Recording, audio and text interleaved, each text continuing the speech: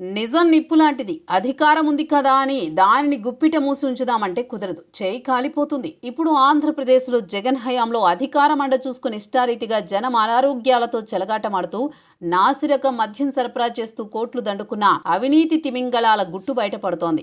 అవును, మద్యం కుంభకోణం గుట్టు రట్టవుతోంది. ఈ కుంభకోణంలో నిప్పు లాంటి నిజాలు వెలుగు చూస్తున్నాయి. దర్యాప్తులో భాగంగా వాస్తవాలను నిర్భయంగా బయటపెడుతున్నారు బాధితులు. వాస్తవానికి కుంభకోణంతో బాధితులైన వారు లిక్కర్ కంపెనీల యజమానులు. ముడుపులు ఇచ్చి ఇబ్బందులకు గురయ్యారు. ఇప్పుడు దర్యాప్తు అధికారుల ముందు తామిచ్చిన ముడుపులు, వాటిని తీసుకున్న వివరాలను బయటపెడుతున్నారు. తాజాగా ఆర్థోస్ అనే కంపెనీ యాజమాన్యం దర్యాప్తు అధికారులకు విస్తుపోయే వాస్తవాలు వివరించింది. తుపాకీని తన కణతకు గురిపెట్టి మరీ దోపిడీ చేశారని వివరించింది. అలా తన ప్రాణాలు తీస్తామని బెదిరించి మరెవరో కాదు, వివేకా హత్య కేసులో నిందితులుగా ఆరోపణలు ఎదుర్కొంటోన్న కడప ఎంపీ అవినాష్ రెడ్డి, ఆయన తండ్రి భాస్కర్ రెడ్డి అని దర్యాప్తు అధికారులకు తెలిపింది. ఖజురహో అనే బ్రాండ్ మద్యాన్ని సరఫరా చేయడానికి తమకు అనుమతి ఇచ్చినట్లే ఇచ్చి అందుకోసం ముడుపులు తీసుకున్నారని వివరించింది. వాస్తవానికి జగన్ హయాంలో లిక్కర్ కంపెనీలను చాలా వరకు వైసీపీ నేతలు స్వాధీనం చేసుకున్నారు.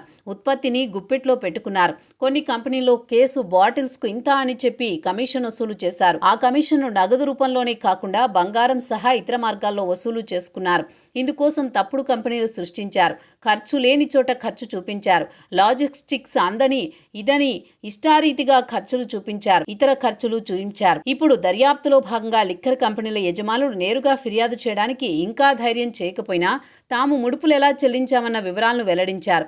తాము కేసుల్లో ఇరుక్కోకుండా, తమ వ్యాపారాలకు ఎటువంటి ఇబ్బంది రాకుండా జాగ్రత్త పడుతూనే 5 ఏళ్ల పాటు జలగల్లా తమ రక్తాన్ని పీల్చేసిన వారికి సంబంధించిన వివరాలను, వారెవరో దోపిడీ చేశారో అందులో అవసరమైన ఆధారాలను దర్యాప్తు అధికారులకు అందజేస్తున్నారు. ఆ వివరాలు, ఆధారాలను సేకరించిన సిట్ ఇక మరిన్ని అరెస్టులకు రంగం సిద్ధం చేస్తోందంటున్నారు.